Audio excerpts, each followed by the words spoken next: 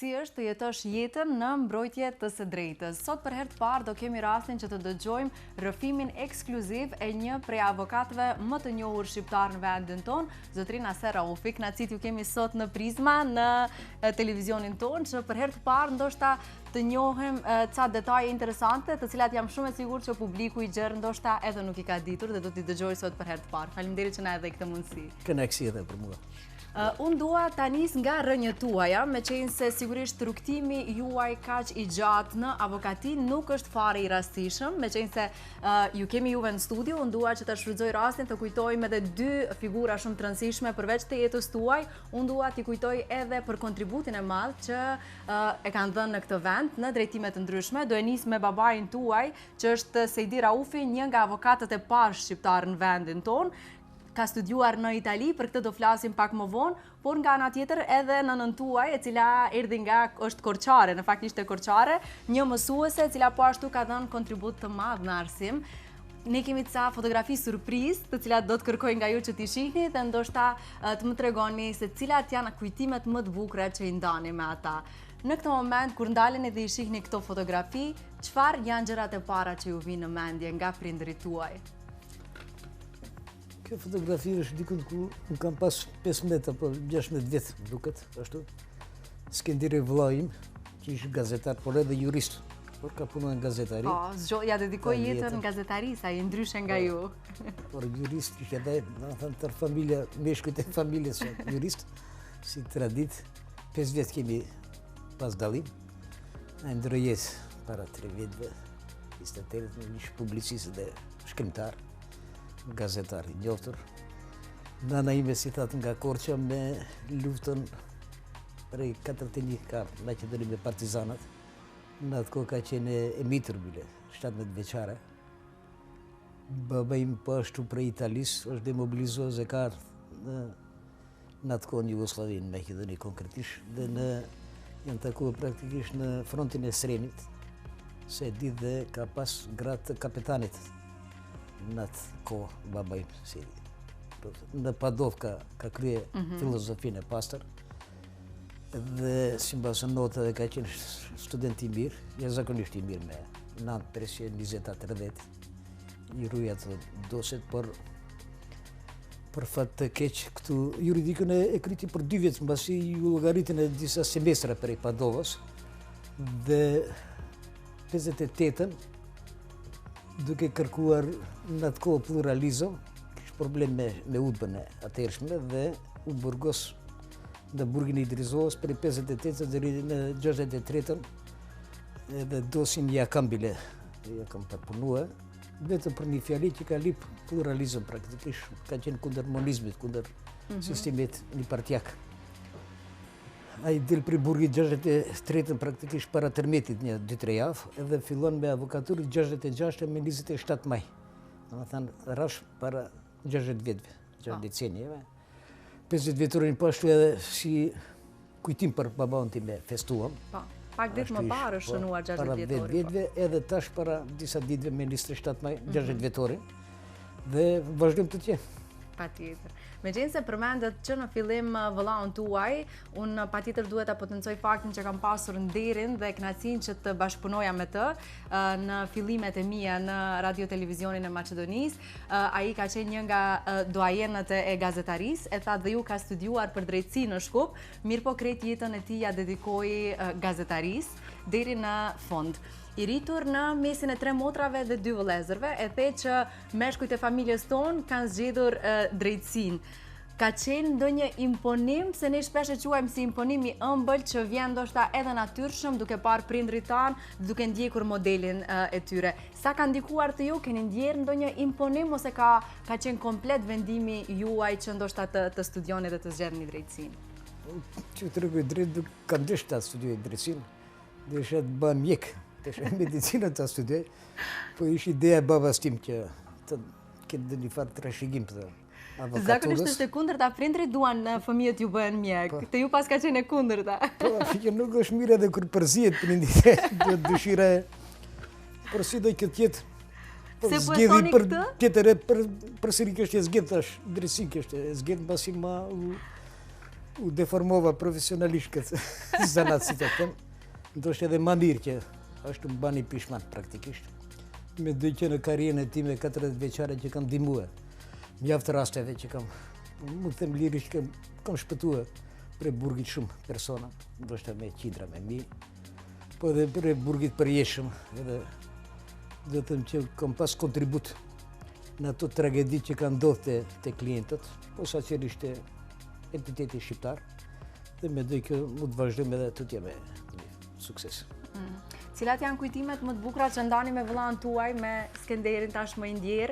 Besoj shumë nga ata të cilët kanë ndarë profesionin me të, shumë nga ata të cilët mund të na ndjekin tani kanë kujtime të bukura me të nga Radio Televizioni Maqedonisë. Ju si vëlla që keni ndarë jetën me të, si e kujtoni atë?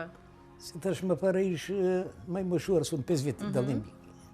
Ishim me Skenderin dhe për fat mirë ai çdoën më mirë me ato më të rriturit son, me shëknin e vetë prej, themi, ai kur ka pas 18 vjet, unë ka pas 13 vjet edhe ashtu, edhe nuk më kanë dalë prej shëknisë të ati në atë kohë, që mendoj që shumë kanë ndikue për mu që disa majrës e teenagerë në atë kohë tjerë të vi, ashtu pa maj aftje.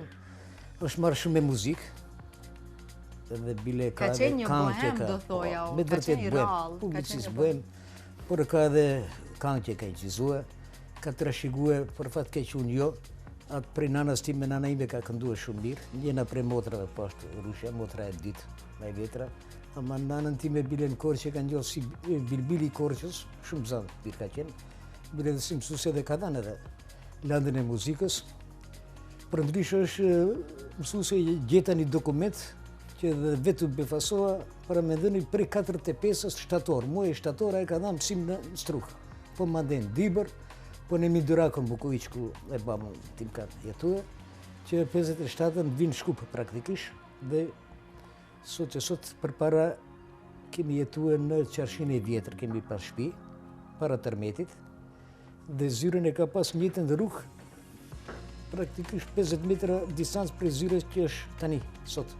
Ka qenë bashku është xhamia e Qarshis, nga ana tjetër e rrugës. Dhe tash jemi, mund të themi 50-60 metra më kanë të njëjtën rrugë është zyra që 60 vjet. Përndryshe këtu është më shumë se 42-3 vjet në këtë vend tash ku jam unë momentalisht. Përndryshe zyra Raufi ka 5 avokat. I kemi plotësim krejt lëmit që ekzistojnë prej penales, posaçërisht penale. Pas unë me vokacion për landet penale, por edhe landet civile, landet administrative edhe çdo punë praktikisht që ka nevojë klienti. Po. Folët shkurtimisht për nënën tuaj, zonjën Marieta, një korçare, një grua, një vajzë arsimuar që në atë kohë, thatë dhe ju, në një periudhë shumë të vështirë, do thoja për të arsimuar vajzat, e duke marrë parasysh traditat që ka Korça, sa ka qenë fat për ju të riteshit me një nën korçare, çfarë ka përcjell tek ju ajo si nën? Edhe pse unë e di që ju ka lënë të ri në moshë juve, unë e di që e keni humbur i ri në moshë, çfarë është ajo trashëgimi që vazhdon të jetë tek ju nga nëna juaj? Po, e vërtet unë kisha 25 vjet kur ndroi jetë. Por na ka edukuar si që duhet. Kisha thënë më mbasi ishte dhe mësuesi, ishte si pedagog e ashpër ndaj neve fëmijëve. Një detaj ma thatë para emisionit që keni qenë nxënësi i saj për një vit dhe se keni pas të lehtë. Po, isha po liri, ka thënë si patera. Nuk them që ka pas probleme fizike për pedagogisë atë kohë, nuk ishte si sot e di që me nxënësit, por me të vërtet mendoj që na ka edukuar si duhet. Posaçërisht motrat, por edhe mua edhe Skenderin. Domethënë që jemi tolerant ndaj tjerëve, po posaçërisht ndaj vajzave apo motrave. Do thënë ajo si e mitur ka ardhur me luftën e dytë, praktikisht me 14 vjeç si e mitur këtu. Ka qenë pensionuar shumë herë mbasi e ka pas benefitin e si luftarake ka qenë me. Edhe pensionuar shumë herë, praktikisht ndoshta kishte edhe 43 vjeçare kish, mbasi benefit kish prej luftës me atë që ka pjesëmarrë, ka qenë pjesëmarrëse në atë luftë me partizanat, dhe mendoj që praktikisht edukimi ka qenë vetëm nga ana e nanës. Baba im nuk është përzien në edukimin tonë, por ishte njëri që ishte non-stop me me librat, me shkencën praktikisht. Bilim kujtohet për natën e vitit 3, me bëzje qojtë e nana të bëj një gëzuar, dhe thonë të 15 minuta kaloshin, a i vazhdojnë të me ditë-natë me librat me. Pra ishte vështirë ta shkëpusnit nga librat, a? Për librat që jarujat bibliotekën, kretjen me të vizume, me ngjyrat ndryshme, me të kuqe, me të verdhme, me gjelbërt. Edhe ashtu kur më kanë ndihmuar shumë, kom pas shumë, dhe të benefite për babat, kom pas praktikisht zyrën gati, kom pas klientat, kom pas shumë benefite se avokatët tjerë të ri. Dhe thënë, është desh shumë pa nga ana ide që të kem një karrierë. Por nga ana tjetër, kjo është edhe përgjithësi të krijosh identitet mbi emrin e një avokati të dëshmuar siç ka qenë babai juaj. Është avantazh, por ka edhe disa avantazhe të veta, ndoshta derisa të arrije të kaloje në rrugën tënde, pra të identifikoheshe me emrin tënd, pa ndikuar gjithmonë vetëm mbi emri, apo? Është dëshira e tij është që të jetë bërë zyra bërë 50 vjet, zyra thotë e bërë të vazhdoj, se ishtë 30 vjet në avokaturë. Praktikisht u pensionuar në 96-ën, por vite më ndë si këshilltar të zyra. E praktikisht bashkëpunuam 10 vjet në avokaturë. Unë jam 40 vjet në avokaturë, për aty në 70 vjet dhe 40 vjet të mive dhe 30 babaut, 10 vjet ishim bashkë për ato 60 vjetori, minusatin e 10 vjetve. Po e kishë dëshirë gjërë bërë gjithë shekullit tjetë e zyra funksionoje, 50 vjetë. Dhe kjo dëshirë ju realizua. Unë jam e sigur që nëse ekziston një botë nga ku na shohin ata të cilët nuk janë më me ne, jam shumë e sigur që do ishte krenar. Bile të kalova për një decinë. E vërtet. Sa ka ndikuar Zëdrina Ser në fëmirin tuaj përsekutimi i tij i sistemit të kaluar? Ka qenë mangët në familje këtë periudhë, cilat kanë qenë gjërat që ju kanë munguar më së shumti dhe sa ka ndikuar themi në fëmirin tuaj kjo periudhë? Te unë jo, se unë kam pas vetëm një vjetë kërë kanë burgos, nuk kanë ndikuar, po kanë ndikuar jam i sigur të vlau, të motrat, po saksërisht të nana. Dhe ka qenë praktikisht me 5 fëmijë, me një rokë në arsim. Kanë qenë vitet e vështira, si më tregojsh, por unë nuk e mba shumë ment. Unë e mba ment praktikisht atë tërmetin, atë moment tërmetit, por edhe jo atë fëmijë temi që kam qenë me diçka që më kam munguar. Se për fat të mire dhe familjen kemi të madhe, me vëllezërit e babaut edhe, më thënë edhe motrat, ka ndihmuar në atë kohë, në Bermendja, po edhe nana ka qenë aftë, na mbaje, edhe këtë sukses kjo kresmi ti shkove. Bukur shumë. Zëdrina Ser, jeni gati që të ndiqni një video mesazh nga një person që ka dashur të t'ju thotë ca fjalë, po jo thjesht fjalë, ca fjalë shumë të bukura. Që të ndjekim një video mesazh dhe do e zbulojmë bashkë se kush është ky person.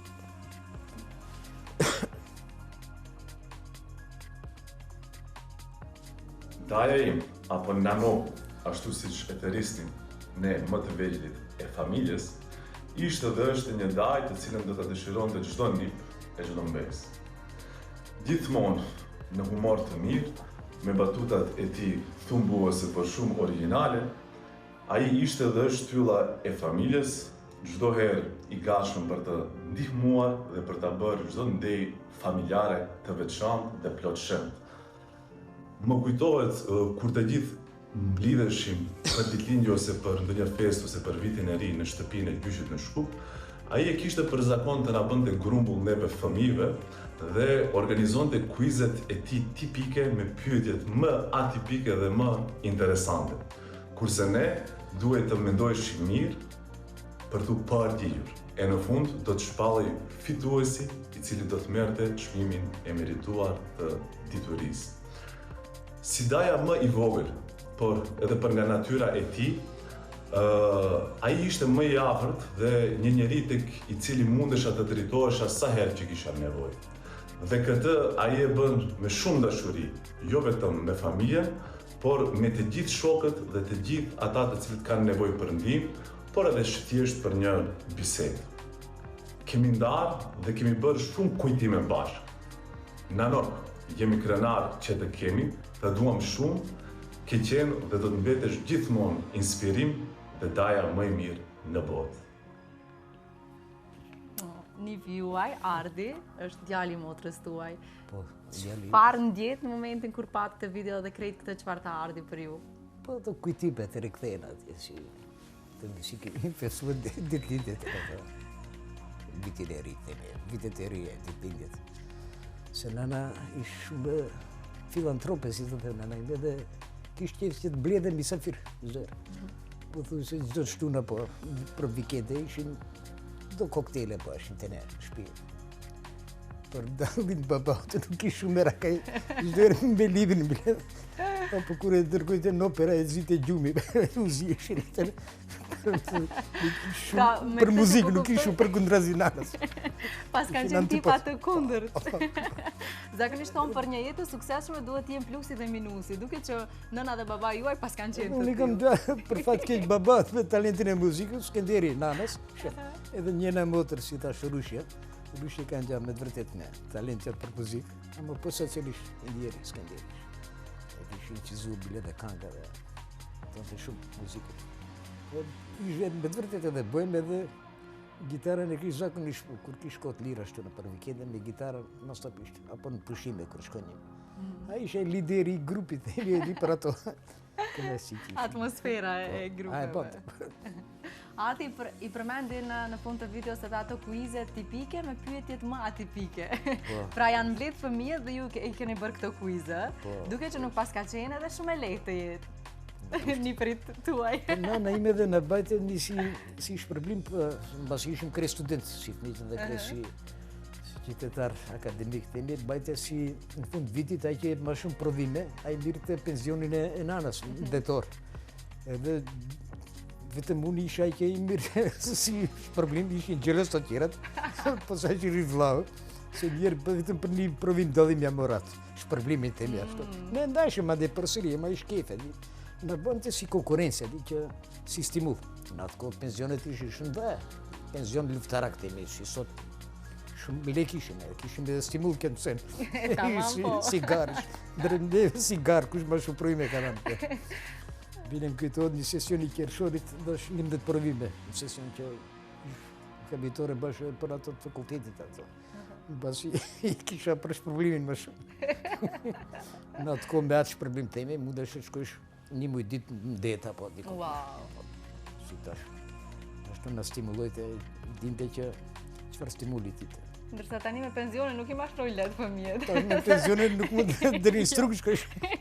E vërtet, fatkeqësisht, për të ardhur keq, po e vërtet e hidhur. Në këtë fotografi të reja, tani kalojmë në një fazë tjetër të jetës, po shohim momentet tuaja të gëzimit, ndoshta mbledhje familjare, me motrat, me niprit. Si është jeta tani për ju, zotrin Aser, të jeni rrethuar me nipër dhe mbesa?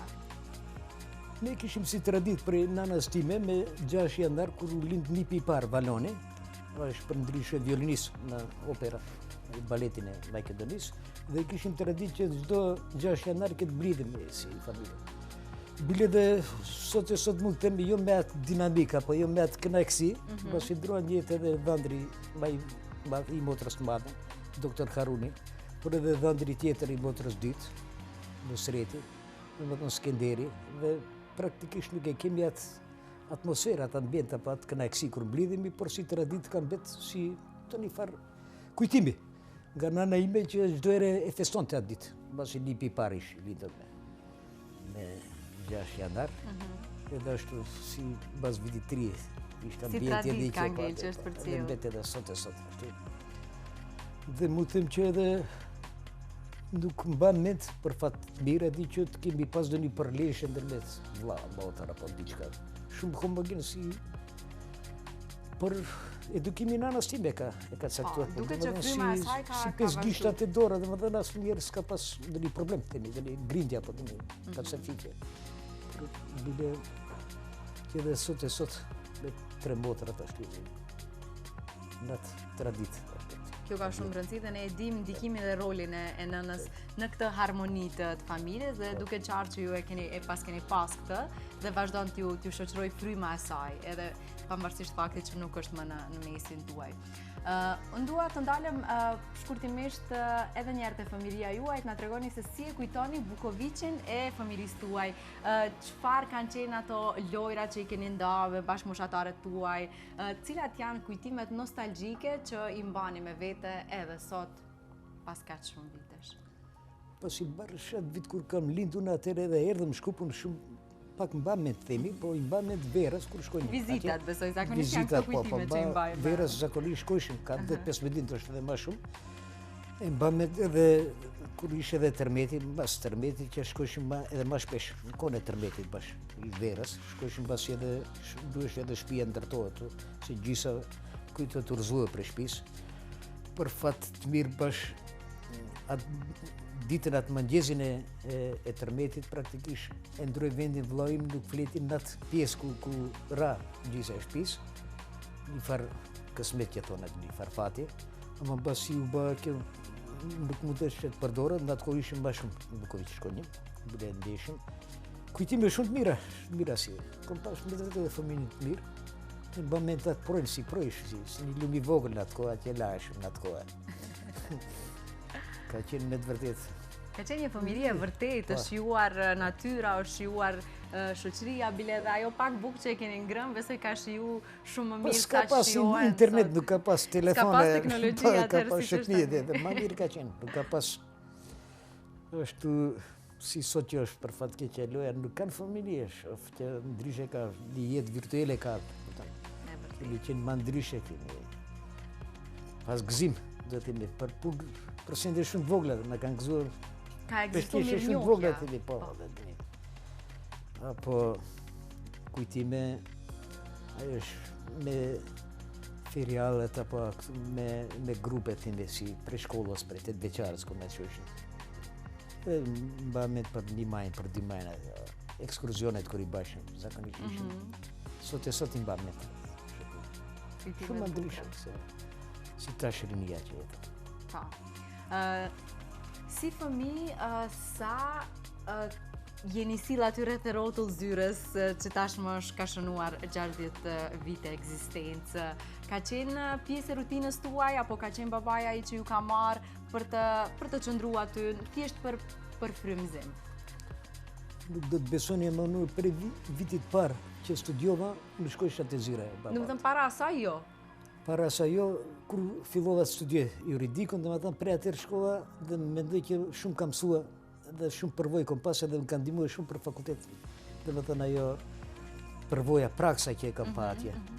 Dhe të themi edhe bile më kujtohet, profesori jam Habib Donjer, se pre nga e kam pasat, dhe më thënë si kolokviume, kur kemi pas, pre ka kam pas përvoja në pishë. Ma di të regojshtë se babone kom avokate edhe kjo shumë dimon.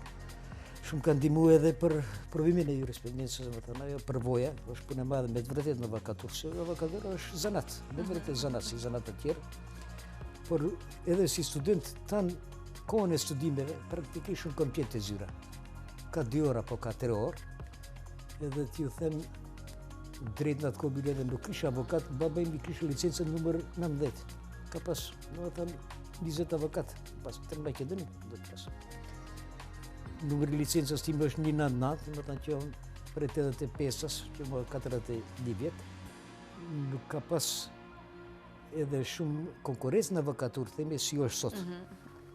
Por edhe konkurencia ka pru që edhe zhvillohet edhe ma shumë, për fat të mirë që në atë kohë ka pas shumë pa shqiptar avokat.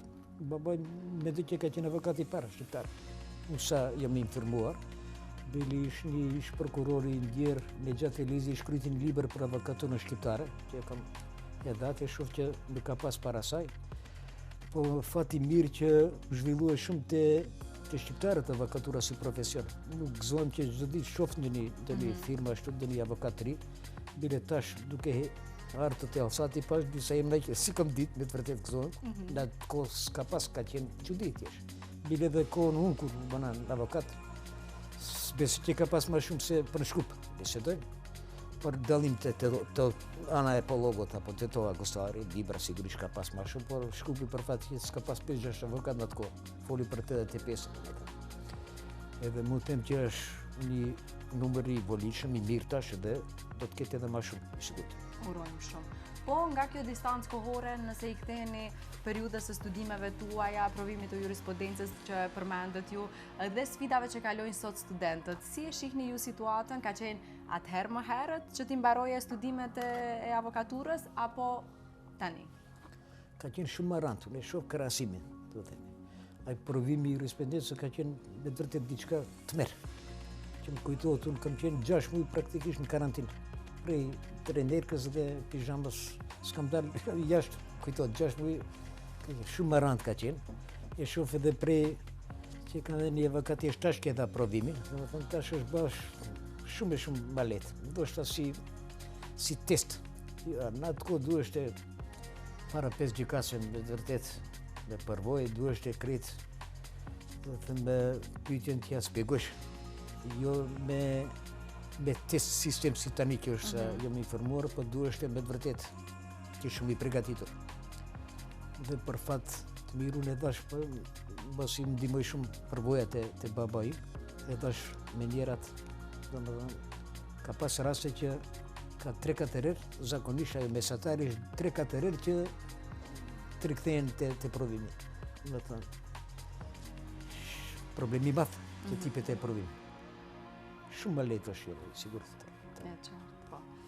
Ne e përmendëm pak më parë që përveç avantazheve që ka qenë ndihma e sigurisht praktika që ju e keni marrë në zyre, po mësimet e babait tuaj, ka qenë një udhërfyes i rëndësishëm në rrugtimin tuaj në këtë drejtim, por unë thash edhe një segment tjetër që është përgjegjësia që ndoshta të krijosh identitetin tënd nën ombrellën e këtij mbiemri. Për ju sa ka qenë e vështirë, ju kujtohet ndoshta rasti i parë që e keni marrë si avokat dhe sa ka qenë vështirë që të bindje ndoshta klientët e parë që je po aq avokat i mirë sa babai juaj. E keni pas këtë sfidë ose nuk është se e keni ndjerë shumë? Nuk e kom pas, mendoj, po babai im ish si të them di njëri që donte rrezik. Ai bajte disa mundem trika, vipte lëndë, unë si avokat i ri themi, 1 vjet apo 2 përvojë, vipte lënda, më të lënda vite do një lanë tjetër, këtë shofe se e kam pregatit lanën. Dhe vetëm njerë ndodhja është kjo mos e pregatitje dhe kur shkova në gjykat, e shofe di që s'ka lidhje me atë qesh, ma u gjinda di qish.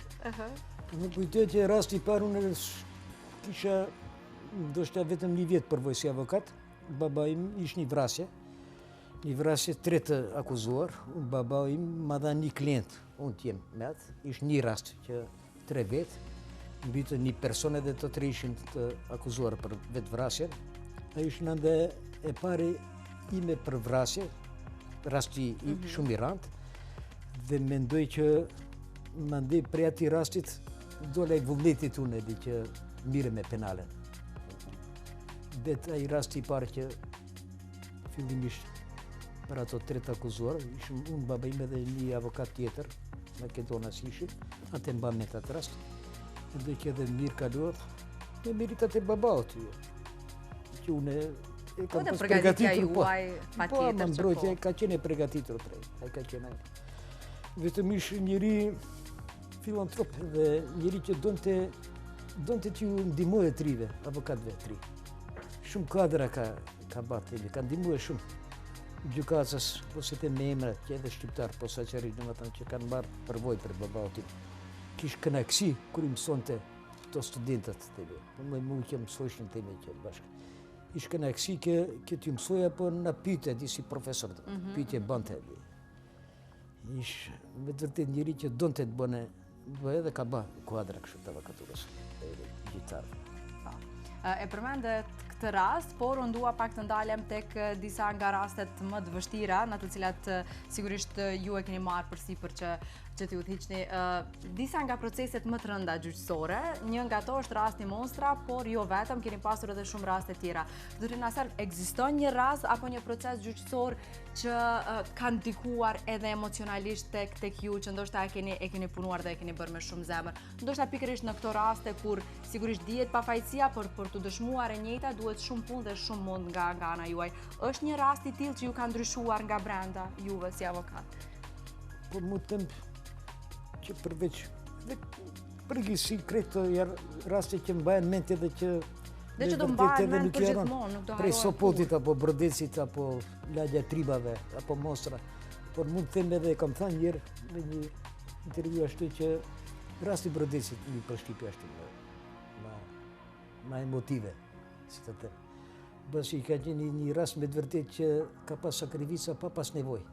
Ju kujtohet rasti ish Brodec Katudin Mal, që njësit speciale me helikoptere, gjuhen në për civile, në për u vranë 60 persona atje, pa pas faj civil njerës, praktikisht ajo është si mbas me terrorizëm i shtetit, praktikisht terrorizëm klasik i shtetit, pa marrë parasysh se ka dikush armë, pa dikush që i armatosur.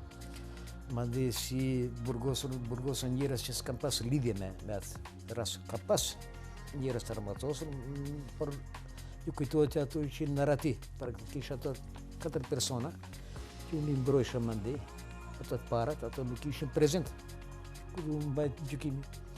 U burgosën njerës që s'kan pas lidhje, vetëm se janë veshur me zesë, nëse basi e ka garderobën e zesë është terrorist, apo me mbjekër, që është diçka për terrorizëm, edhe me të vërtetë e rast që kanë vuajt bile dhe vuan burg një Hebib Duk që quhet Ahmeti, se kam pas un klient me burg përjeshëm për e rastin Brodecit.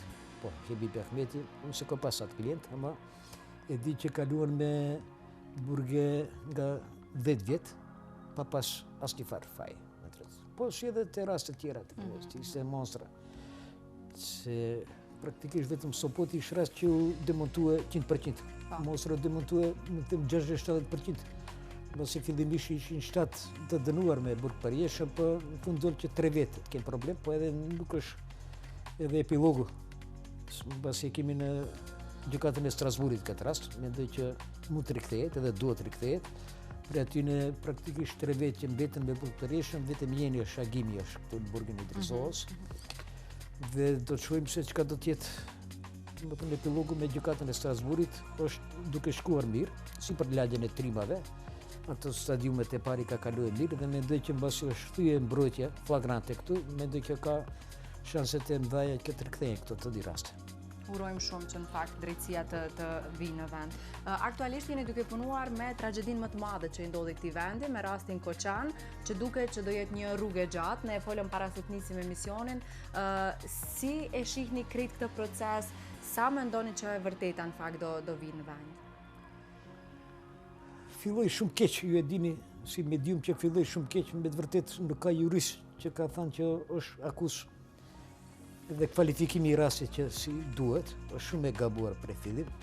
Ju e dini që janë të vulvuar të akuzuar persone që s'kan bërë lidhje, që para 10 vjet kanë qenë themi në një post në Ministrinë e Ekonomisë, ministër apo ka qenë në administrat.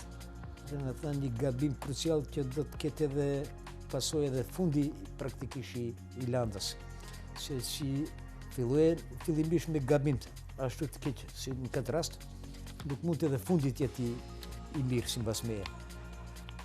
Përveç që të bëhet një, para se këta gjykim të bëhet një prekvalifikim, se ka kohë për këtë, që të absolvojnë ato persona që s'kan lidhë të bëjnë me rastin, me ditën e ngjarjes, po ndajnë për vepra tjera, se si mbasi me në epilogu do të jetë që vetëm një 8 apo 9 vjet të kenë praktikisht atë gjykim që janë fajtor për këtë rast. Duke marrë personat që kanë qenë në atë moment ngjarjes apo që kanë përgjegjësi. Temi si pronari i klubit, si ato që janë të obliguar që të ruajnë atë ka mitur, po sigurina, po ka ndonjë person që mund situatë që diçka brenda si që ndodhi, do të që ka kontrollën e vetë vendis.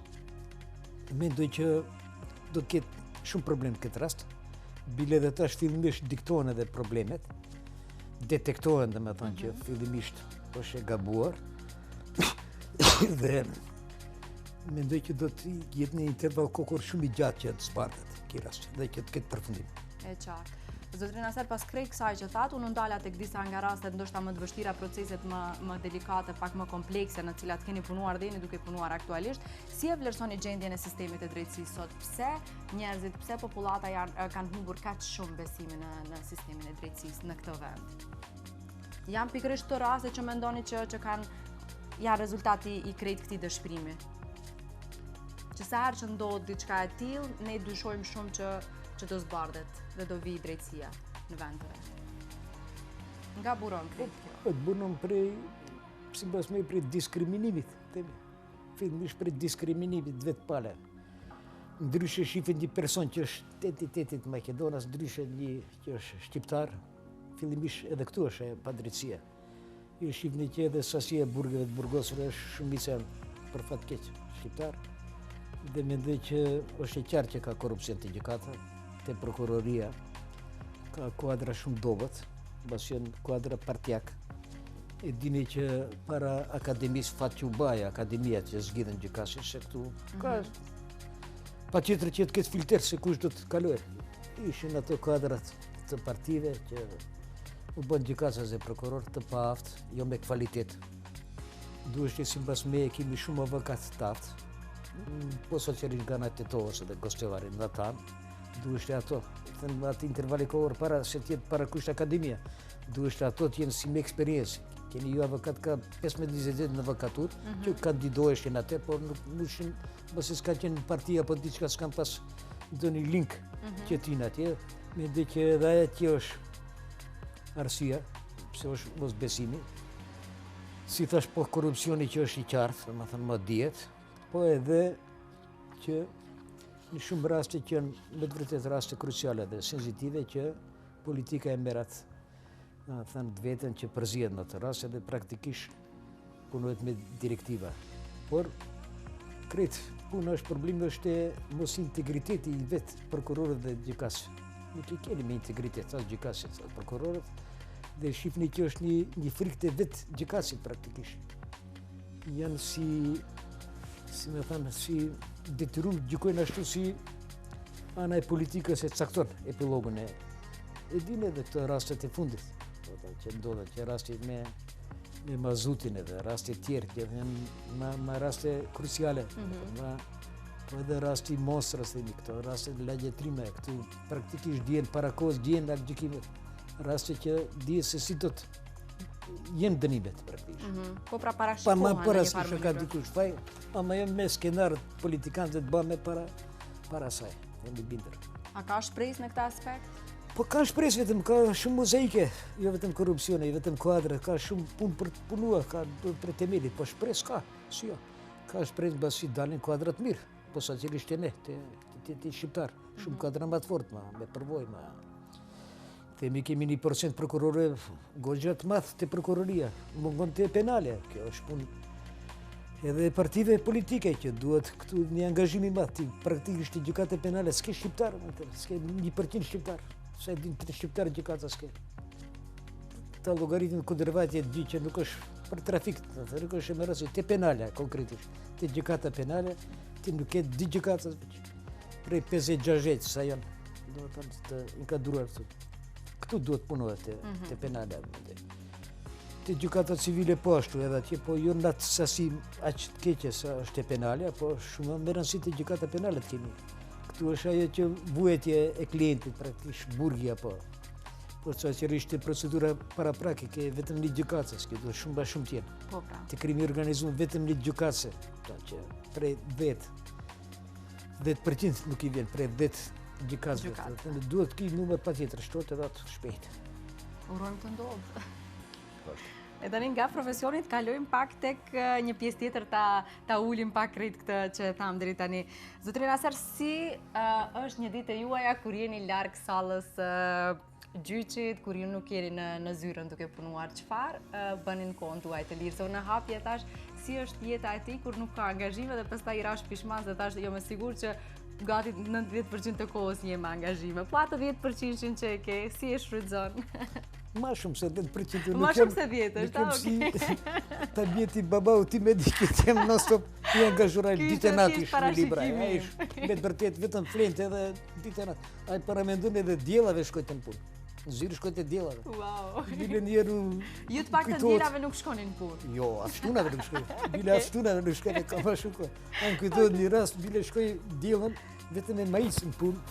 Nana ime kur e pa e bën një rezilit. Pa këmish bile. Ne kishim afër shtëpire, kishim me njerë këtu te bashkë Mavrovka.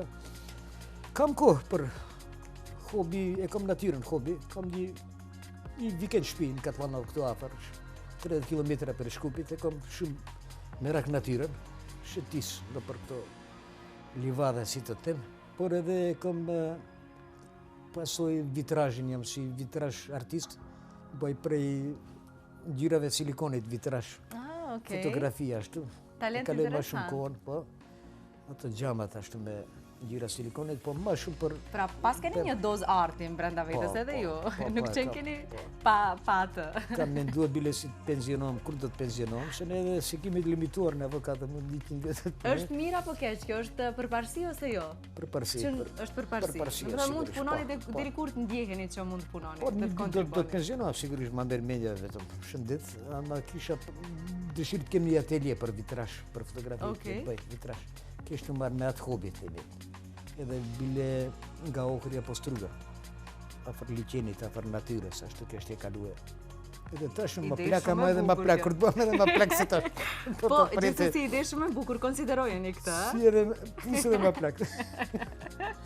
Dhe ndër pyetjet e mia të fundit është kjo, keni ndonjë peng në jetë, ju ngelet peng që ndoshta nuk keni krijuar familjen tuaj? Jo, Ose ka qenë profesioni ai që ju ka përmbushur po, gjithmonë? po edhe sot, po. Por duke marrë parasysh që jam njëri që kisha thënë e duaj jetën edhe ditjet, nuk kam ndonjë farë mungesë. Toj shumë jetë normale, do të thënë s'kam asnjë pengesë. Dhe pyetja krejt e fundit është kjo, si dëshironi t'ju mbajnë mend njerëzit juve? Çfarë është ajo me cilën dëshironi që të identifikoheni përjetësisht? Po themi tjetë avokatëra shqiptare prej një interval kohor gjatë, që kanë ndihmuar klientëve si protezë intelektuale për klientat e vet, që kanë ndihmuar, kanë qenë filantrop dhe domethënë që kanë pas sukses në ndihmën e atyre dhe që mendoj që shumë njerëz i mban mend. Gjatë kohë pas humbjes tjetës që do t'i marrë si që ndodh për fat mirë për babaun tim që sot vinte zyra dhe përmendin njerëz më të moshuar e përmendin edhe nuk kam pas rast që dikush kish fol një fjalë të keqe. Kretë kanë qenë lavdrime, domethënë, që paramendojnë se sa kohë ka kaluar dhe sot bile ta shpejtish. S'ka njëri që s'ka thënë diçka mirë, kanë ndihmuar edhe duhet bashkë kontekst mbetet e. S'ka më Ai bukur se kujtimi zbetet si zyrë që kanë ndihmuar sa ka mund.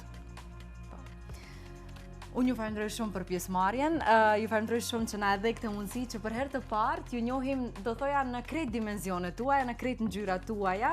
Ne kemi parë vetëm anën e profesionit, por është shumë bukur që të njohim edhe këto anë tjera, prandaj dhe është emisioni jonë. Faleminderit shumë, ishte vërtet shumë kënaqësi dhe uroj të takohemi në raste tjera. Ju në fillim thatë që do të më zhveshni, ama ta dishe që ka që do të zhveshni, s'ka shtë në emision, ama. U mundova të bëj balans. Uroj që mos kem gabuar me ndonjë pyetje, por ideja ishte që të njohim njeriun pas krejt sukseseve profesionale. Ishte kënaqësi, po është për mua posaçërisht befasimi me librin edhe kësi kam ditë edhe pyetje. Kënaqësia ishte inja. Faleminderit shumë edhe një herë për kohën. Të dashur miq, pas kësaj bisede shumë të bukur ku ne patëm rastin për herë të parë në media të njohim dimensionet tjera të jetës së tij për te i profesionit, të një prej avokatëve më të njohur siç e thash shqiptar, Naser Raufi. Ju falenderoj për vëmendjen, si gjithmonë edhe sot. Falenderoj Brendin Mango për veshjet e mia, ndërkaq ne takohemi sërish nesër në të njëjtën kohë, gjithmonë në frekuencat e televizionit Al Sad. Mirëmbëjtje.